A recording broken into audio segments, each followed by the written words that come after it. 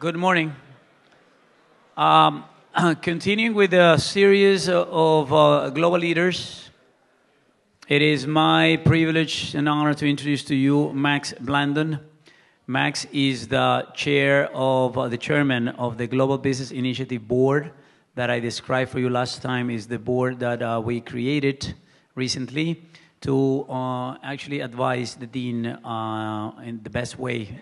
How can we make the McDonald's School of Business the premier destination for global business education? And Max is an alum.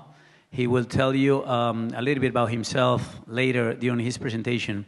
But I'm very excited about him being here because not only is he fully dedicated to the school, but more importantly is the fact that he truly represents what we consider to be a global leader. Max has an incredible trajectory during his career, and that's why we invited him so he can share with you what are the things that he has done throughout his career to make of him what he is today, a very successful leader in the world of in the finance world. And so he will tell you, and hopefully he will engage in an open conversation with you guys. So without further ado, let me just introduce Max Blandon. Thank you, Ricardo. Pleasure. Well, I have to say this is a very impressive looking building and class because when I came here in 1986, we had 80 kids in the class of the MBA program. And Ricardo over here was my professor, if you can believe it. He had just graduated from Wharton, and he was, still wet behind the ears, and he was trying to tell us how to do operations management. And then Pietro Rivoli, who's up on the top there, was also my professor in finance at that time. And so those were the good old days. So we've seen now Georgetown grow significantly over the last 20, 30 years, and that's terrific. So I'm going to spend about 40 minutes in a discussion here, but I want it to be as active and interactive as possible. And the reason is because if we don't make that happen, everybody's going to fall asleep. It's 12:30. You probably just had lunch, and so this is a good time to take a break and take a nap. So hopefully it won't happen that way. So what I want to do is I want to tell you a little bit about myself because I think it's important to understand what has happened in my career. And before I start there, though, I want to ask everybody here. How many years do you think a career will last in your lifetime? So those who think that it'll be a 20-year career, raise your hand. 30 years. How many people think you'll be working for 30 years? How about 40 years? How about 50 years? All right, so it seems to be somewhere between 30 and 40 years, maybe 45 years. So I think that's an important point because in today's environment, all right, let me ask you this other question. How many people think you will have one career over the next period of time, and that will be it? How many people would think you'll have just one career? 2 careers? 3 careers? 4 careers? 5 careers? All right, so somewhere between 3 and 5.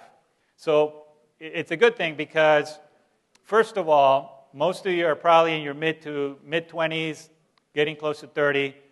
Demographics tell us that you'll probably live into your 80 to 90 years old.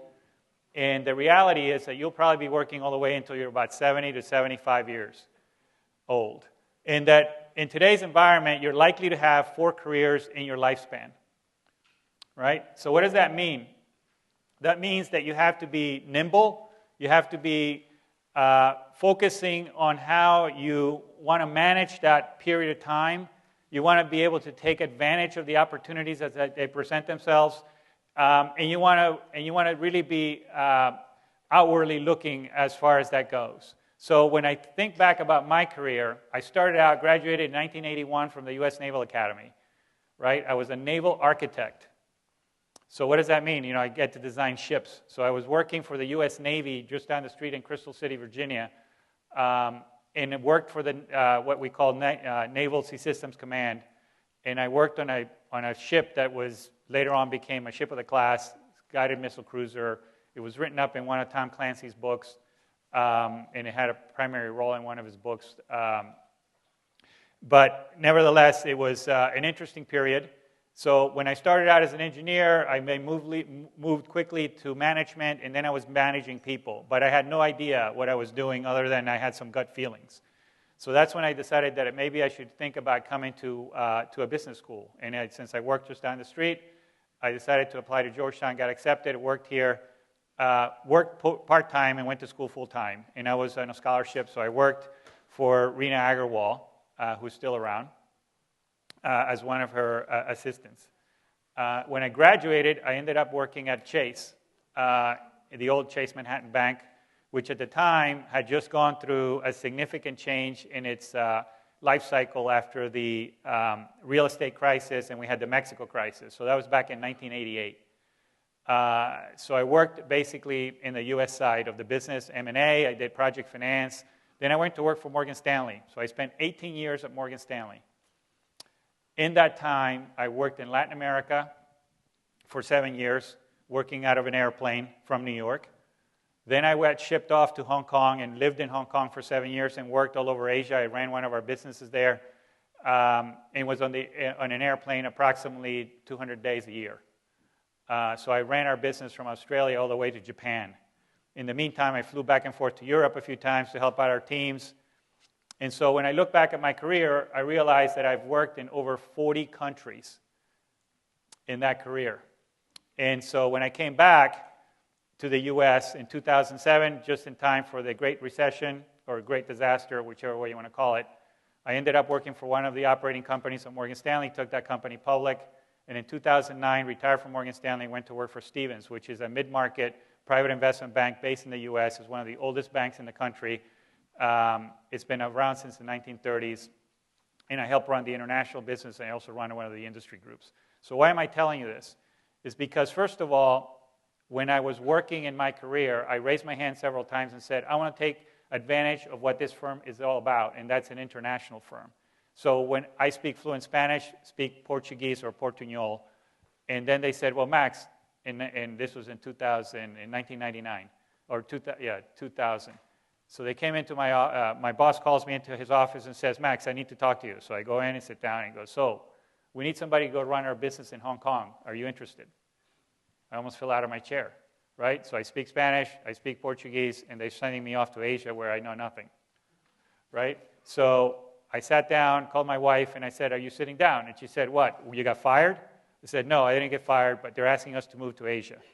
So he said, great. We got on a plane. The next week, we were in Asia. We scoped out the schools, scoped out where we were going to live, and then in a month and a half, I was living in Asia, right? So the point is that as you think about your career and you think about your chances and opportunities, no one is going to make that happen other than yourselves. All right? So you always have to be thinking ahead about what it is that you want to do in your life, and more importantly, what does this global business experience really mean to you here today? As you're getting set, I understand that there's going to be a raffle later for the highest amount of money that you put into their pocket so that you can go to the right programs. Is that right? Is that how it works? Oh, it doesn't work that way. Sorry. So you guys will be given, I guess, your assignments in the next couple of days. So the global business experience at Georgetown has really evolved over the time, and I think it's actually doing a great job because it really introduces the individuals in this room to experiences that you may not have had before. You probably all have passports, or you've traveled overseas, and you've been on vacations, or you grew up overseas, but working in an international environment is very different. So I would say to you that this global business experience that you're going to be focusing on over the next several weeks is going to be instrumental in really trying to define for you what it is to be working abroad. All right? So in the context of my career, I've taken advantage of the opportunities. I've really didn't expect to see what has happened to me over this time frame other than the fact that I was always kind of forward-looking. And I always try to manage it in a way that was interesting for me and it gave me new opportunities. So that's just a little bit of my background. So what I want to do then is talk a little bit about a very specific area of finance. So in my background, obviously, I'm in the financial services sector. I'm in an investment bank. So what do investment banks do? We're basically connecting capital with individuals or companies, or we're making transactions happen between different companies. And today, when you think about it, over the years that I've been involved in it, the mergers and acquisitions market has evolved significantly over that period of time. So today, you're likely to be dealing with cross-border transactions. And the main reason for that is because if you're working in the U.S., for example, you have basically 1% to 2% growth, although it looks like it's going to be a little higher in the next several quarters, but it's still fairly anemic in the context of the global growth environment. Historically, global growth has been very high in emerging markets, 8, 9, 10% growth. And American companies are trying to figure out how do they grow outside of the U.S. market. So if you're advising or you're in the financial sector or you're actually working for a corporate and they bring you into a room and they say, I want you to design for me a strategy on how we're going to grow our business, it's all about international if you can't grow in the U.S. So the first thing is that you're likely to be involved in cross-border transactions that are going to be a bit complex because they're not the traditional U.S.-type transactions.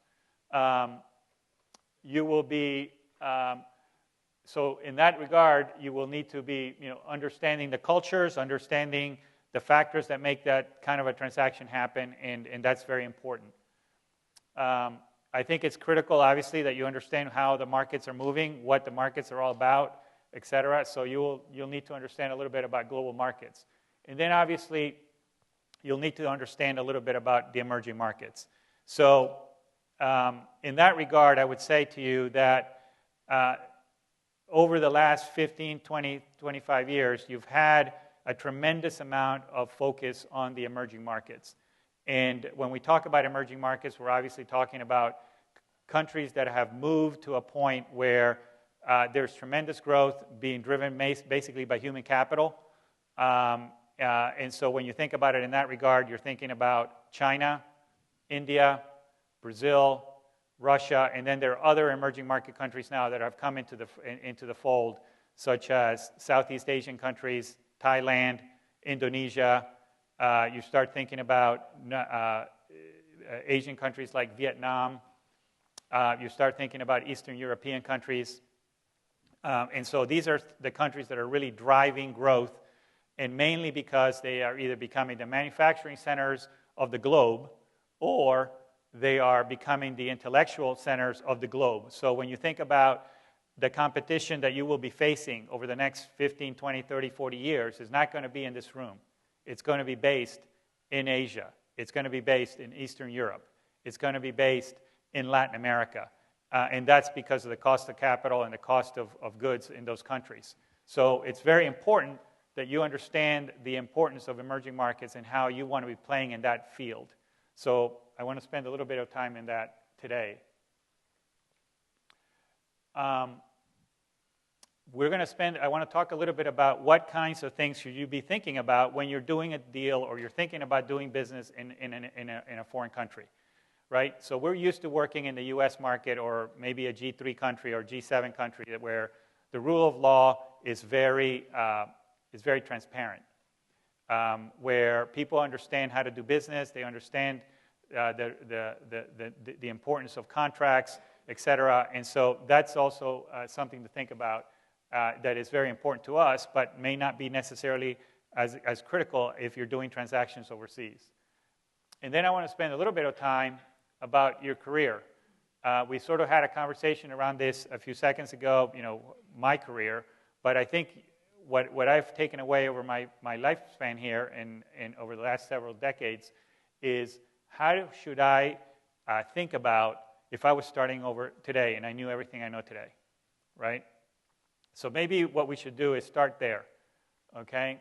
The first thing is we already hit this. How many years do you think in your lifetime you will actually work? So it's 40, 50 years forward.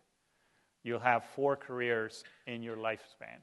Okay, that is a very significant amount of time and effort, and that's a very significant amount of different things that you will be doing. Second, understand your strengths and weaknesses. A lot of people chase the wrong idea, right? So as an individual, you hopefully at this stage in your life understand what makes you get up in the morning, what makes you feel like you're good at, and what things you're not good at. So if you're a thinker versus a doer, right? If you're an introvert versus an extrovert, if you like to be with people versus like to work by yourself, all of those factors are important in the context of what it is that you want to do when you leave Georgetown and you embark on your careers. Most of you have already had a chance to have worked in that environment, so you probably know a little bit about that. But it's very important that you really focus on your strengths and understand your weaknesses and work on them. I think the next point is very important here. Move away from your comfort zone. So what does that mean? That means that if you are in a job and you're mastering that job over a 3, 4, 5 year period, and then after a while it becomes a monotonous environment, right? You get out of bed, you're going to work, and you're doing the same thing, right? You're not getting out of your comfort zone. So in my judgment here, it's very important that as individuals, and you think about your career going forward, that you really start thinking about moving forward in away from your comfort zone as much as possible. So the fact that I was lucky enough to raise my hand and say, hey, I want to do something internationally, and it turned out to be Asia, not Latin America, which would have been totally in my comfort zone, was a huge challenge, right? So I would encourage every single one of you to think about it in that regard. Try to push the envelope of what you think you can do, and by the way, you're probably going to outdo it, right? So always be thinking about moving away from your comfort zone.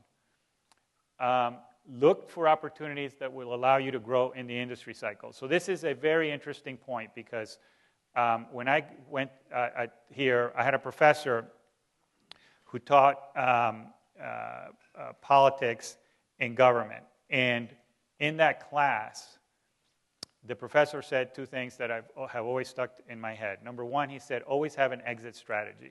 And we'll talk a little bit about that.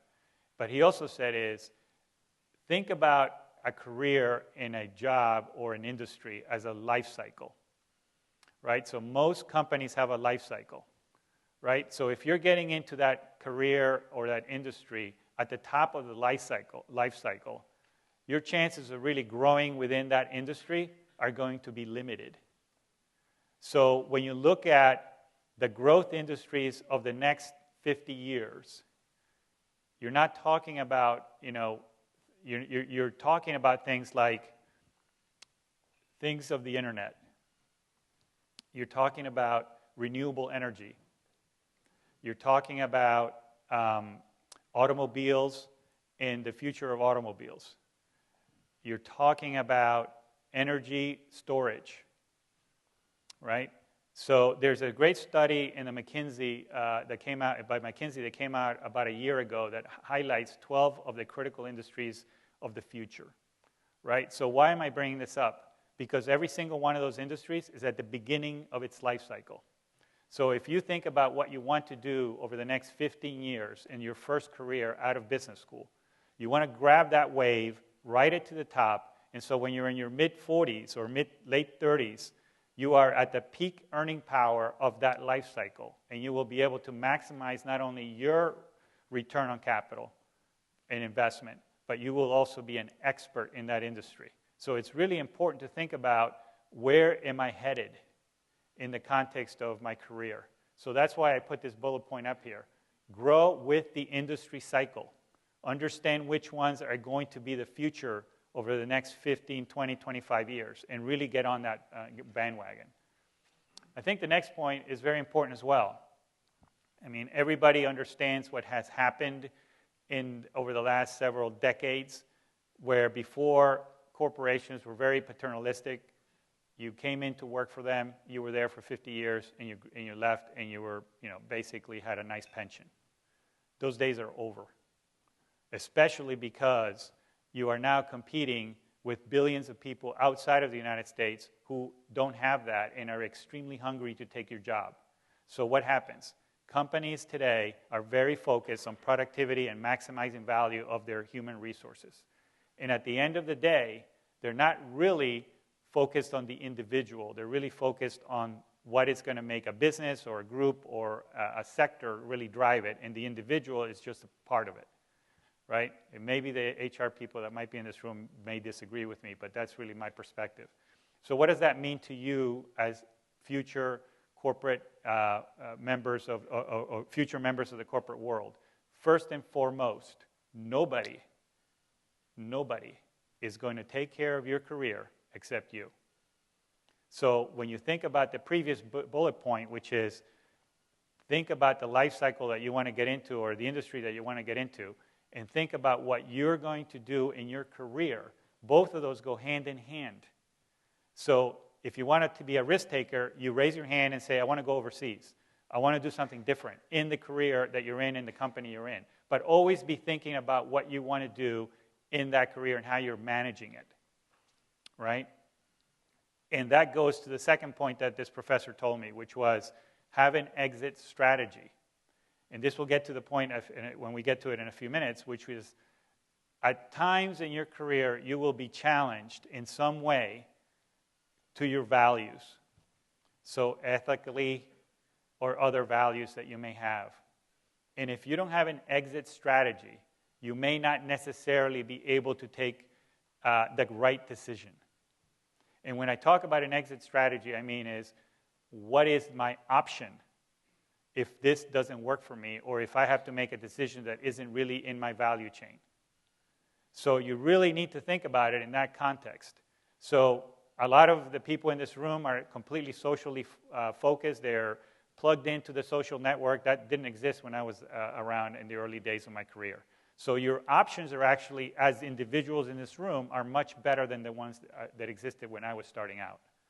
So make sure you're socially connected, you understand what your options are, and you're always available to take those options.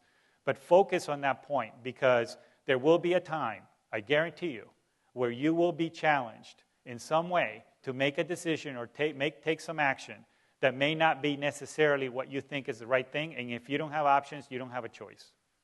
Or you may not have a choice. So that's the next point.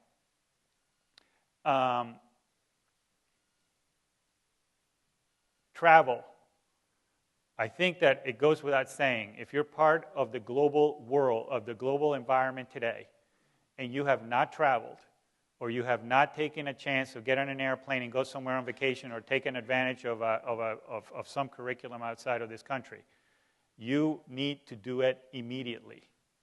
And that is because travel and learning from other cultures is really the absolute linchpin that is going to make you an effective leader and manager in today's world, right? So when I'm sitting here trying to recruit people, and I've been here now twice in the last month,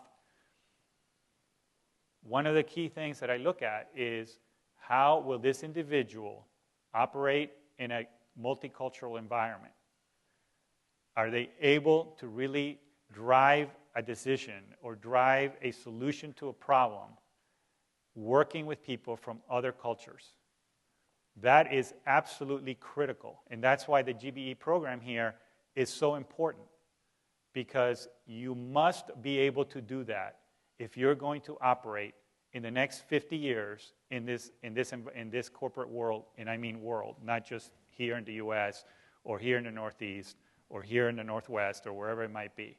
You need to be able to operate in a global environment. It is critical. And then the last point that I want to talk a little bit about from a career perspective is, basically be a life learner, right? If you're going to have 4 careers over your lifespan, everybody pretty much raised their hand that it's going to be 3, 4, 5.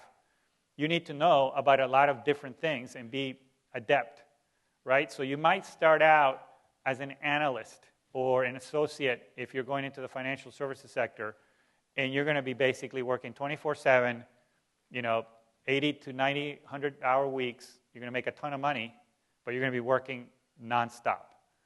Hopefully, you will then move into either a product area where you will become an expert in a product, whether it's equities, equity capital markets, debt capital markets, or some function of it, or M&A, or corporate finance.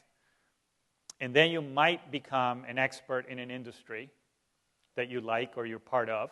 So all of a sudden, you're learning about many different things, which at some point in your career will become valuable. So let me connect the dots. If you started out in financial services, and over the next 15 to 20 years, you built a career as an analyst, associate, vice president, executive director, MD, and you were an expert in an industry, and you had worked in a product area, and you know debt and you know equity, guess what job you can have immediately out of that job? You can become a CFO of a major corporate, or a mid-sized corporate, or a startup. Because your 20 years of experience will be so valuable to a company like that they will want you to work for them, and your career options then become much more broader and extend your career in the financial services sector, right? So if you look at which is my experience, you look at Wall Street today, there's not too many guys running around with like myself, gray hair, been around, ready, basically I don't have a cane, but I could have one. So basically, I'm kind of the old timer still standing. But the firm that I work at understands the value of having people that have extensive experience, and they're not shoving everybody out the door because they got to make room for all the guys in this room, right? So there is something to say about having gray hair and being able to have some gravitas in front of a client. But if you think about your personal position and you decide, well, you know what, I want to put in 15 years in this career, and I'm going to learn as much as I can from a product side and from an industry side, and then my goal is to make the move to the corporate world, i.e. become a CFO, CEO, COO, whatever might be the case, that is an option that is available, and so you learn through this process, and you start adapting to the process. So that's really my points on career growth. I'll stop right now and ask and see if there's any questions or comments, and shoot them my way. So we got another half an hour to 45 minutes. Any comments, questions, thoughts? If you don't do this, then I'm going to start pointing to people. Go ahead. Hi, thanks so much for being here. Really appreciate it. On the previous slide, you wrote about a properly structured process. Right. We're going to talk about that. Okay. Any other questions? All right. So let's start with the video. All right. So the first thing I think, this is just to give you an understanding of what the global market looks like today, specifically speaking about M&A. All right. So as you can see here, 2007 we had $3.7 trillion of transactions in the M&A market globally. Right. Then we went into the Great Recession. Things fell out of bed. There was no capital. And now things are starting to recover. $2.5 trillion today. Unfortunately, we can't read this, but what you'll find is the majority of the industries that are in play, so to speak, is in the energy, metals, and mining space. Who can tell me why that is the case? All right, like I said, I'm going to start calling on people. Go ahead. I was going to say the Shell gas boom in the U.S. Yes, potentially. Maybe.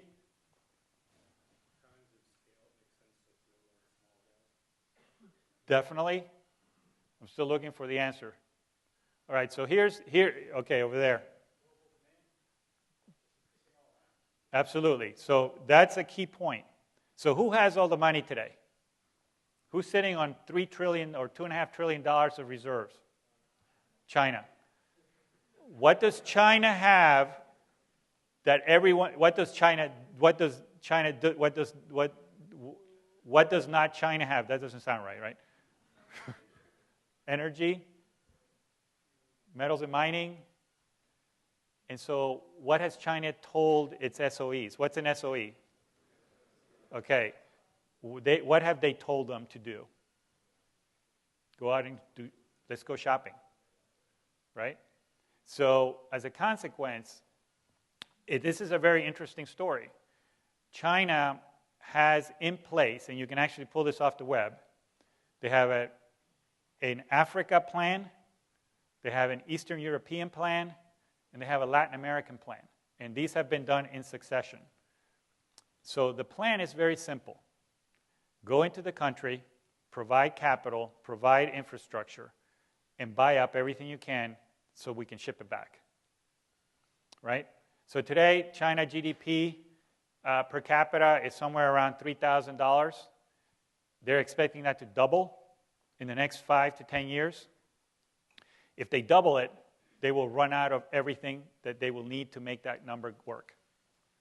So as a consequence, they're out there in a massive shopping spree. So they're buying up mines, they're buying up resources, they're buying up, what's the other commodity that's critical other than metals and mining to make your population grow? And as the population moves up into the middle class, what do they want to have? Food. Absolutely. Their food consumption and quality of food consumption goes up significantly.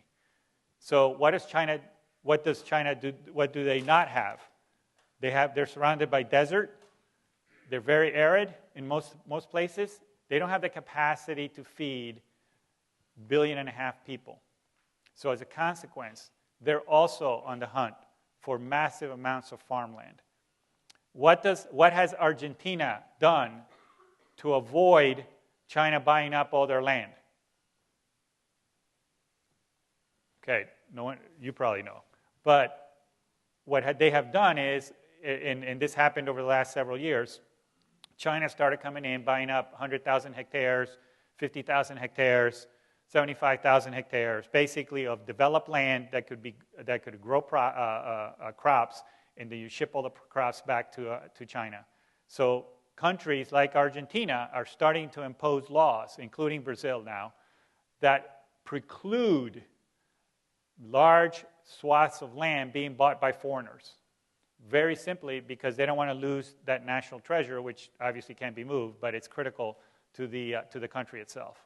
So a very important point here is when you look at the statistics, metals and mining is very important, and the reason it's growing like a weed is because there is a tremendous amount of demand for a hoarding of those assets. Here you can see the majority of the regions that are under tremendous amount of focus are Europe. You have the U.S. North America, U.S. North America, Europe, and Asia. A little bit around the Middle East, a little bit around Asia Pacific. This is an interesting slide. What this tells you is basically the size of transactions that are getting done today have continued to get bigger and bigger. So I think somebody over here said consolidation is driving some of this definitively. So the bigger the company, the better. You can squeeze out more synergies. You can drive more value, shareholder value, et cetera. That may not be the socially correct thing to do, but that's what's happening. All right, so you're starting to see much larger transactions taking place. This is a $5 billion transactions. 43% of the deals to date in 2014 have happened in that size. But you can see that the deals were smaller during the recessionary periods. They were much bigger in 2007 and 2008, and then they got much smaller. Who can tell me what happened during the recession that caused the M&A market to kind of fall out of bed, besides the fact that we had very low economic growth? Sorry? Access to debt, absolutely. So debt is the lube oil that makes a lot of this stuff work, right? So back in 2006, 4, 5, 6, 7, transactions were getting done at ridiculous multiples on a debt-to-EBITDA basis. Those went away, and now we're going back to those days again. Now, one thing that is very interesting that has happened during this life cycle is that during the recession, everybody expected to see hundreds of companies, thousands of companies going out of business, into bankruptcy. They would have to have been restructured, et cetera, et cetera. That did not occur. Does anybody have any reason, any thought as to why that did not occur? All right. So during the 2004, 5, 6, 7 period, banks were falling all over themselves to give loans to companies and or private equity firms to make deals happen. And then they put in very, very loose covenants in their loan agreements that allowed a lot of these companies to basically survive during the downturn. So when banks thought that they would have to be working out a lot of these deals, that did not occur. Basically, all the banks put in very loose covenants. Companies were able to weather the storm, and here we are coming out of the storm, and they've done very well. There hasn't been a huge amount of restructuring in the marketplace. Just a little anecdote. There is something like 5,000 companies that are sitting in private equity portfolios that were bought during the 2007 vintage that have yet to be sold. That tells you, just as a number, that based on that, a lot of these companies would have typically gone under during the recession. That did not happen. They had very, very loose covenants. They were able to survive. All right. This is sort of a working plan. So you asked about the process. So this is sort of the process. So when you think about doing deals overseas, here you are. You just got named you're the number 2 guy in the business development side of a mid-sized corporate in the U.S. And your boss walks in and says, I need you to prepare a plan to go and buy this company that's based in Brazil. We'll just make that up. And you're like, great, I don't speak Portuguese, I've never been to Brazil, although some of you guys, I guess, are going to Sao Paulo, so that'll be good. What should I do? What should I be thinking about, right?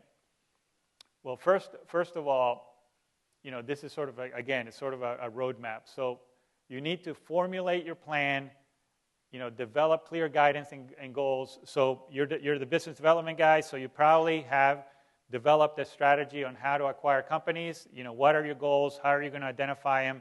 What are your metrics that you're going to be using? You're going to research and locate companies in that region that apply to what you're trying to acquire. You're going to investigate. So we're going to spend a lot of time in this later on. Due diligence, it's really the most important part that you will be doing here in the context of helping companies be acquired or assisting buyers to acquire companies. You need to really understand what this company does, how it works, what the framework of that entity is, and how you're going to make sure that when you're sitting in front of your board, whether you're a banker or a member of the company, that you're able to articulate why this is a good transaction for your company, and that you have done everything you can in your power to make sure that you have uncovered every stone and have identified any issues and have mitigants for those issues. So you're going to be working with attorneys, accountants, advisors, bankers, forensic investigators, etc. So who can tell me why you would want to hire a forensic investigator?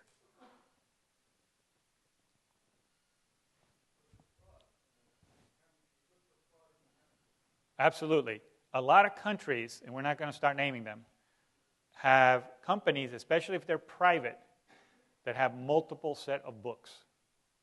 So if the company is doing great, you got to get through the due diligence period, and nobody's going to start flipping out that the company has 2 sets of books, as long as you understand what those books are, and you really understand what's hidden that hasn't been put forward with the IRS, the equivalent of the tax authorities or the regulatory bodies. So that's critical in understanding that. Now, a lot of companies will say, time out, we're not going to go after this company because it has, there's too much hair in this deal, right? We're not going to take reputational risk. We're not interested in taking reputational risk. We're moving on. But it's critical that you have the right team of advisors working for you. Negotiate, here's a gratuitous statement, and hire the most experienced banker, hopefully me. Ensure buyers gain all information needed for a complete evaluation. So again, you're basically trying to make sure you have all the information available, you're going after it, and you're driving it. Now, a lot of people think in the financial world that, or at least in the corporate world, that the deal ends after you close. The deal just began after you close, right? A lot of companies will have the 100-day plan, the 50-day plan, and it's basically the most important period after an acquisition, and it's basically the integration of the company into the new company. right? So you have to integrate teams, you have to integrate products, you have to integrate distribution, you have to integrate the front office, the back office, the middle office, et cetera, and all of that takes a tremendous amount of time, effort, and more importantly, extracting value is critical during this period. And then, post-close, you need to be sensitive, especially if you're buying a foreign company, to the cultural issues that apply to that company, right? So you just spent $100 million buying a company, and if you manage to not integrate well and aren't sensitive to the cultural issues, you just blew $100 million because you're not going to get the true value of what you were looking for.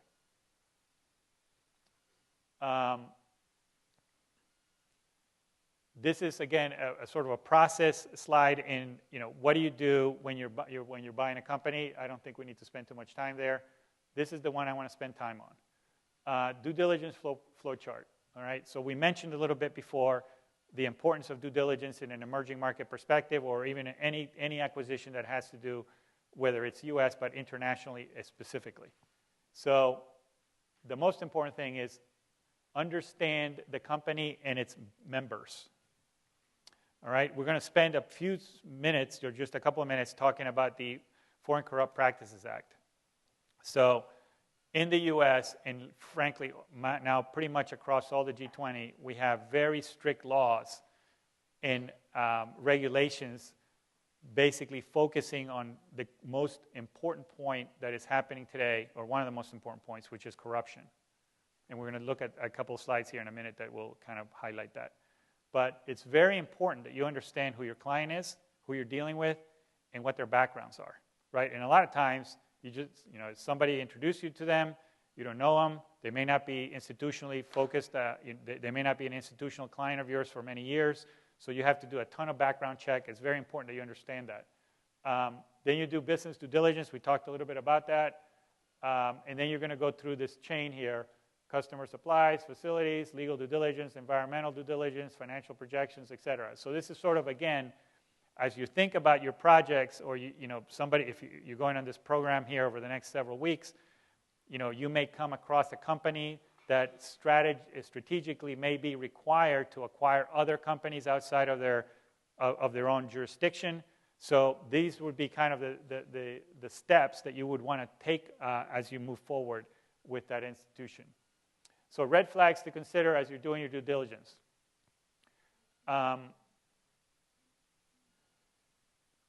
Obviously, if you're doing a deal in a country whose rule of law is opaque, you obviously need to be very focused on what it is that they're doing and how they've done it. So where's the company located? Is there our operations in a high-risk industry? The tone from the top. This is very important, especially when you're dealing with FCPA issues.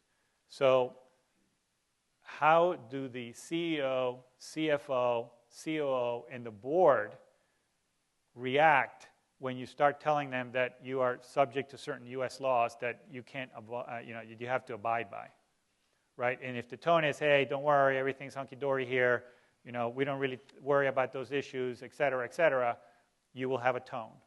If the other side of the tone is, we're all over it, we understand the issues, we have a very strict compliance program, we really drive ourselves to have the most highest ethical standards, et cetera, and you can actually validate that in their documentation, that is a very important point. But the tone from the top is very important. Operating experience. I think we don't need to spend too much time on this, but again, understanding relationships, understanding contracts, understanding what the employees do, reviewing books, et cetera, are critical. As I said, corruption is a critical issue today in the marketplace, and especially if you're dealing with it in a global perspective, right? So what are kind of the hot buttons here? First of all, this is a document that was put together by Ernst & Young, a survey of senior executives, and what was the feedback that we got. And basically, the feedback is not a good one, right? These people are dealing with it. They're spending a ton of money with it, and they're all over it. And again, because of the fact that they're subject to the FCPA rules. So what is FCPA? It's basically a federal anti-bribery statute that has been put in place in the United States and now in other countries similar to ours that cover three major areas. Number one is anti-bribery, second, internal accounting, and third, books and records. So I don't need to spend too much time here other than the fact that you should be aware of it. You should know what it is, because guess what happens if you're not and you happen to get involved in it? You, as an individual, are liable under the FCPA rules, and you could either go to jail or be fined, or both, right? So something to think about when you're dealing on an international basis. As I said, the globe is catching up. There's now significant anti-bribery statutes around the globe, as you can see here, from all over the world. Why is FCPA important? I think we talked about that. Basically, you don't want to get caught on the wrong side of the process here. I think this here, which is hard to read, but it gives you an indication of the perceived levels of public sector corruption in the globe. And obviously we have some countries that are totally on the wrong side of the equation. The darker reddish orange ones are the ones in that category. The ones that are lighter are the ones that are not. And not surprisingly, you see certain countries that are more developed, that have a rule of law, are very tight and are actually very low on the corruption scale. Countries that are emerging or frontier countries happen to be on the wrong side of the spectrum. So as you think about your projects, as you think about doing business overseas, as you think about where you want to go, be aware of the fact that you're going to be faced with these issues, right? And you have to be somewhat nimble as to how you're going to manage that. So you need to be a detective. You need to have some diplomacy behind you as you think about it when you're dealing with multiple people from other cultures. You need to be persistent, but with a little bit of style, hopefully, so you don't blow up your client or blow up your opportunity. Again, this is another graph that shows you a little bit about the countries that are bribe payers, so to speak. And then the sectors and industries where you're most vulnerable. So, for example, if you are in a process of bidding for a license of a major mine company or a major oil reserved area, that could be sort of a hunting ground for this kind of a problem. So that's why when you see public works contracts and construction, it's a major issue. Number of enforcements under the FCPA in the U.S. continue to grow. They were very high in the 2010 period. They've dropped off a bit, but certainly the DOJ and the SEC are all over this issue. Here are some of the countries and companies that have been involved in some of these problems and how much it was involved in the form of monetary payments. And as you can see, some of these numbers are not small, right? $800 million in penalties for one company.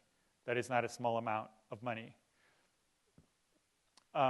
Elements of a compliance program, I think, as I mentioned to you, you could be tasked, for example, somebody comes into your office, your boss is looking to acquire companies overseas, they don't have a compliance program under FCPA, you just got tagged to put something together.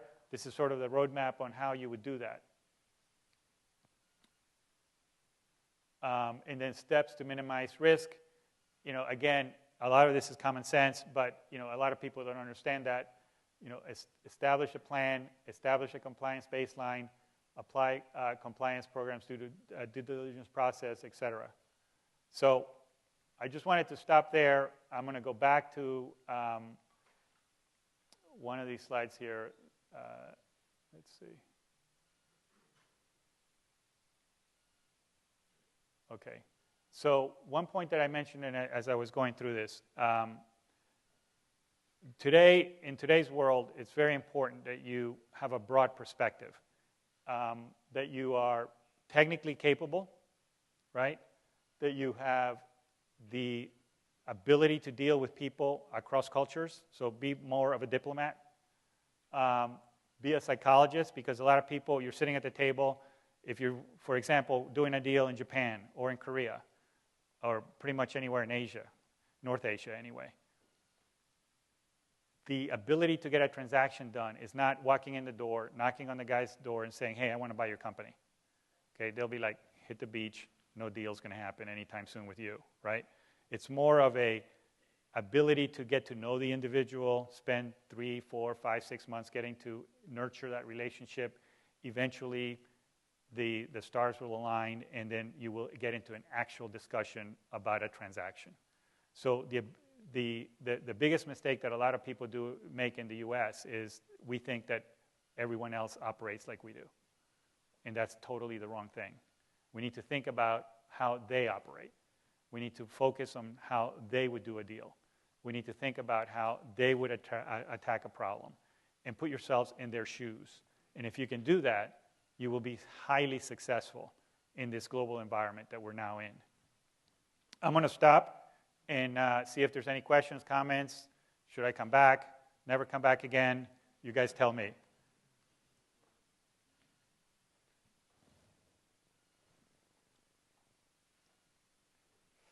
No questions? After you mentioned that we could go to jail for failing to operate the FCPA rules, I think you should come back and teach a more detailed course. Right. So maybe we can get some of the M&A department to do that. I understand that you guys do have an M&A class here, right?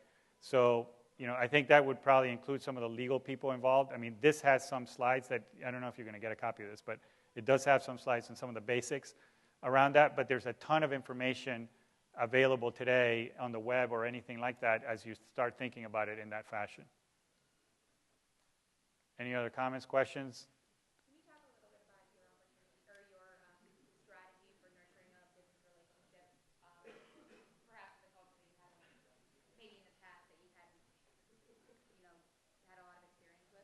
Okay, well, that's a great question. How do you build a relationship with somebody who you've never met before or you're just being introduced to? And I guess a lot of you will have that problem or that issue as you start moving into this next phase of the project. I think the first thing that you need to understand, and I look at it from a macro perspective down to a micro perspective, right? So if you're going to Brazil, make sure you understand what Brazil is all about, right? So read up on the newspapers, understand their culture from a big picture perspective. Brazilians love food, they're outgoing people, they love soccer, obviously, although they didn't have a good outcome this past World Cup. Don't bring that up. It will be a sore subject. Or you may want to talk about how their team was so bad if you happen to play soccer, so that's okay, especially if you're from the Netherlands. So anyway, you want to learn as much as you can about the culture and the people before you go, right? Maybe do a little bit of understand a little bit about their history, right? The second area that I then spend time on and think about is, okay, I'm going to go visit a widget company, right? So what does this widget company do? Where does it fit within this concept of the industry sector? What can I bring to them that they may not be aware of, right? So value-added conversation. So if you're doing a widget company in Brazil, and this widget company happens to operate on a global scale, try to bring something to them that they may not be aware of from a global perspective, right? So you may be doing some research on the industry globally that they can use and they can find valuable, okay? The next area that I then focus on is who am I meeting, right? Am I meeting the board of directors? Am I meeting the CEO? Am I meeting the CFO? Am I meeting the treasurer? Am I meeting an operations person? Who am I meeting? And what is the angle or what is it that I'm going to be discussing with that individual that pertains to them? Right? So if you go see the CEO, he may not be necessarily attuned to some minor problem in his company. Right? Some CEOs are. You'll be surprised. But you want to have the conversation at the level of the individual that you're having it at, that conversation is taking place. Right? So the CEO, board are going to be focused on strategy. The CFO is going to be focused on finance. How am I going to make this happen? Why are my numbers not working? The treasurer is going to be focused much more on the process of getting information, Do I have the right metrics for my company? How should I measure myself against my industry? And then the operations guy is all going to be about, am I putting out the widget at the best price possible? What's my cost of production? What's my cost of raw materials? So think about it in that category. When you're having a conversation, make sure you're dealing with it in the context of that individual's knowledge base and situation. The last thing you want to do is make the person you're having a conversation with look stupid in front of his boss. And that is easily doable. Right? So the last thing you want to do is come across as like, I know it too much, but at least be in a position to provide value back to that individual. So as you think about it, you go from the high to the basic. The last point, which is obviously the most important, is connect personally with that individual or with that company, right? Is there a connection here? I don't necessarily start a conversation immediately like, okay, let's talk about the business, right?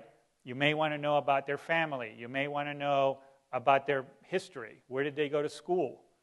Maybe there is a connection with Georgetown or with the U.S., right? Were they educated in the U.S.? Do they like American, sports?